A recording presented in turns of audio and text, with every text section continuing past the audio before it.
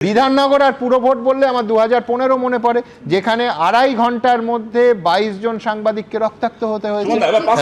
আমি বলছি যে পুরো ভোটে তুমি তপন শিকদারের বডিগার্ডের তুমি রিভলভার ব্যাপারে কথা বলছো, সেই পুরো ভোটে মনে করো অমিতাভ নন্দী আমাদের এমপি ছিলেন, ঠোঁট ফেটে গেছিল, জয়কৃষ্ণ ঘোষ জ্যোতিবাবু সিএ ছিলেন, চোখের তলাটা ফেটে গেছিল, বামফ্রন্টের পুলিশ ছিল। কিন্তু আমি বলছি যে সেইখানে পুলিশের ওই ভূমিকাটাকে মনে করো, আমাদের পার্টির নেতা জ্যোতিবাবুর সিএ মার খেয়েছিলেন, আমাদের এমপি রক্তাক্ত হয়েছিলেন, আর এখানে 22 তুমি যেরকম বললে 22 জন সাংবাদিক 3 ঘন্টায় হাসপাতালে ভর্তি হয়েছিল।